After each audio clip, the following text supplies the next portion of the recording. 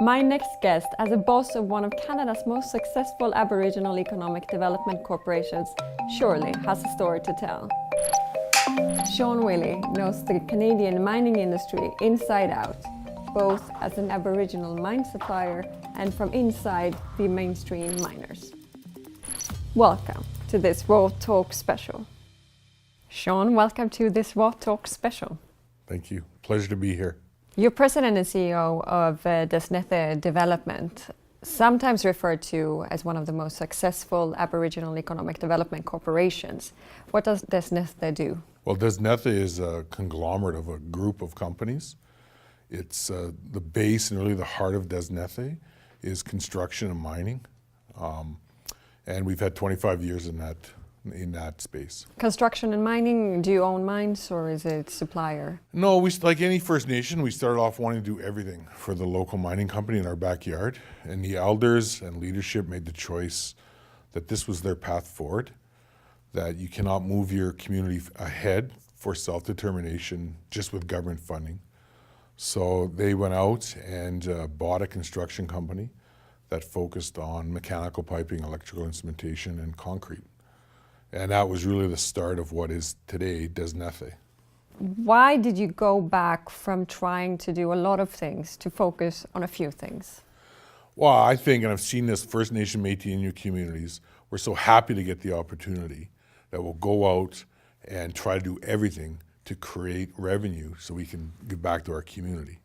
And I think it's just a misstep we take because we want that opportunity. We crave it so much that we'll try to please everybody. And in the end, we end up not doing anything right and then have to refocus. And I think that's what we've learned over our careers, focus on the things that we're good at, build that skill and hone it. And I think it is this challenge that our communities face because of those socioeconomic challenges is to be patient and take the time to get it right. And what time horizon are we talking about? How long time did it take for you to realize that moving from a lot of things to a few and doing that really well? Oh, well, the community took a good 5 years really to figure that one out. And some communities are different. It depends if you want to bring in, some communities are very aggressive and they bring in the best people that put those structure and the policies, procedures in place from day one, and they'll achieve that quicker than some others who won't. And what does it mean to be an economic development corporation? Well, it means a number of things. First and foremost, we want to make money for the community. We want to employ, we want to train, we want to provide education opportunities for the young people in our community, and we want to provide funding to elders programs so we can ensure that the elders who have helped us get to this point, we still incorporate and gather more wisdom from them going forward. Are there sometimes trade-offs between the business cause and community benefits? Yeah, there's always a bit of a trade-off. I think our return on investment would not be as similar as a hedge fund on Bay Street, where it's profit. We want to make profit, but we'll sometimes lose a couple points of profit just to employ additional band members because we know that money is going back into the community as well. You worked also with mainstream mining companies like Cameco and Rio Tinto. Mm-hmm. In your view, how entrenched is the Aboriginal cause in their strategies? I think if it wasn't for the mining companies in Canada, I really don't know where Indigenous business would be today. They are the ones championing all the progressive actions that are currently happening and have been happening for the past 30 years. And without their support and their commitments, and really the opportunities, right? They're not giving anything for free, but they're providing opportunities which allow First Nations to build these economic development corporations. You have made the point that economic independence is key for Aboriginal communities. What do you mean by economic independence in this context? Well, if you look at any culture in the world across the globe, they've never moved up the socioeconomic ladder through government funding and through aid or anything. You have to take ownership of that economic independence and drive it yourself so you can actually make your own self-determination journey. Is economic independence the same as economic reconciliation? I think economic reconciliation feeds into economic independence. And what you are doing is that part of economic independence, creating businesses like yourself.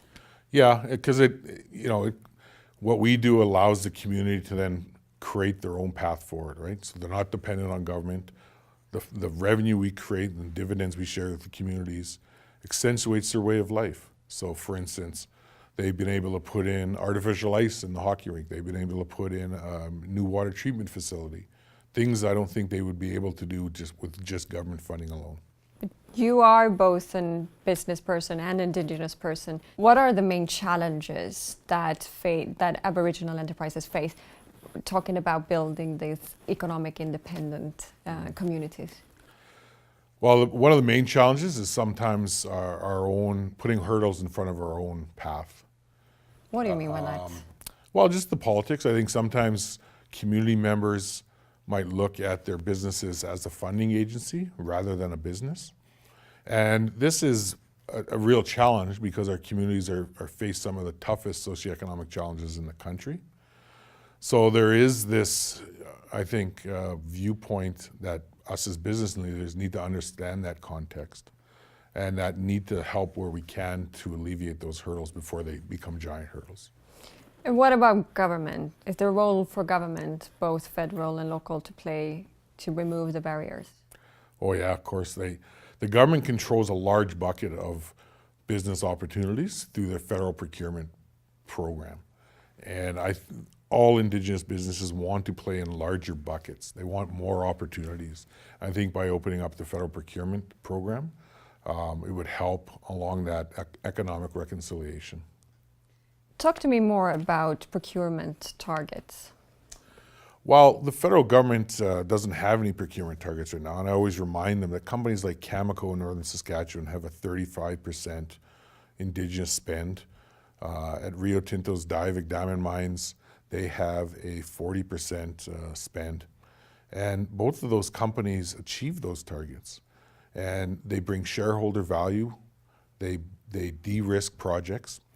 So it shows, in my mind, that targets can be reached and exceeded. In the case of Cameco, they secure 70% of their services from Indigenous providers like ours. What type of targets would you like the federal government to set? What numbers are you looking at? Well, I'm thinking some science behind it, and you can start off with 10%, double the Indigenous population of Canada under the spirit of reconciliation. You've spent almost your entire life in and around mines. How has the relationship between Aboriginal communities and mining companies developed over the decades? Well, like any relationship, you have your ups and downs, but like any relationships, what you put into it is what you're going to get out of it. I think many companies start off on a path of, we have to do this, it's legally required, so let's put the most basic level of effort in to match the legal requirements. At some point, you see companies come in with a corporate responsibility program and say, okay, it's more than just a legal responsibility. Let's do it because it's a good thing to do. And you start to gather steam within the company, the board of directors and the executives say, oh, it's a good thing to do, it's a good photo op. Some companies then move to this, it's a value added. And you're seeing this now across the globe because Indigenous people are communicating with each other about which companies see this as a value. So you will get access to land, access to traditional territories. Indigenous people will vet you with other local Indigenous people that company might have worked with. So there's a very few resource companies that are at, I call, value-added community relationships. So you say that most companies are still with the corporate social responsibility stage? I say most companies aren't even at stage one. But you've also worked in mining in Australia. Yeah. What's the difference then in Australia versus Canada? Well, I think it starts with a treaty relationship. I think the Crown relationship with Indigenous people in Canada, not perfect, is still years ahead of the relationship in Australia. And therefore... Is that a question of land and access to land? Yeah, and the leverage that communities have. So in Canada, there's the duty to consult. There's now enshrinement in the Constitution, Section 35 rights. Those things don't exist in Australia as of yet. So companies really have to, in Australia, what is the legal requirement. As I mentioned earlier, most companies in Canada start off with that basic, we have to work with this Indigenous group because they have a legal right. And what was your experience being there on a personal level?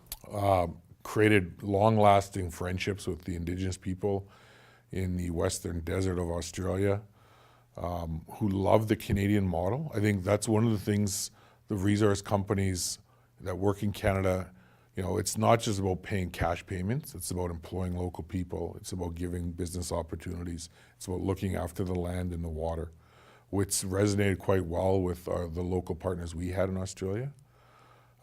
But there is some work to be done in Australia, I feel, to match the Canadian standard.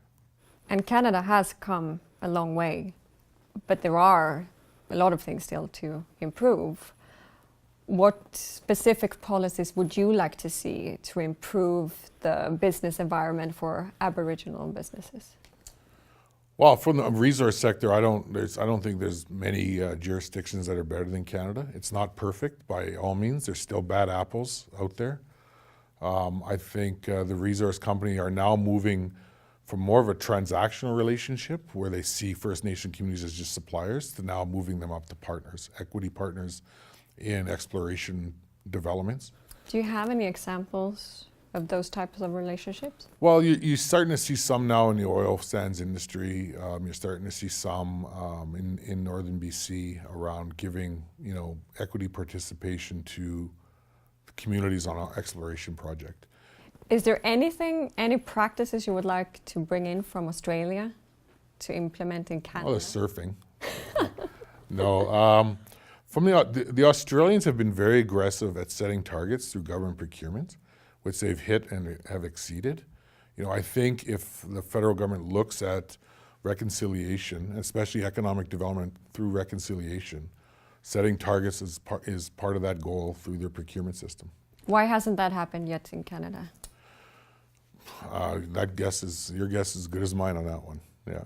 And let me round up with one final question, which is really one of the reasons we are here, and that is economic reconciliation. And what does economic reconciliation mean to you? Oh, economic reconciliation means to me that our communities are socioeconomically healthy. They have options to pursue a wide number of business opportunities, that they then can direct education funding from their own source revenues to match those opportunities, to allow their community members, the youth, to have every opportunity that any other culture has. And what type of policies do you want to see happen in order for economic reconciliation to progress?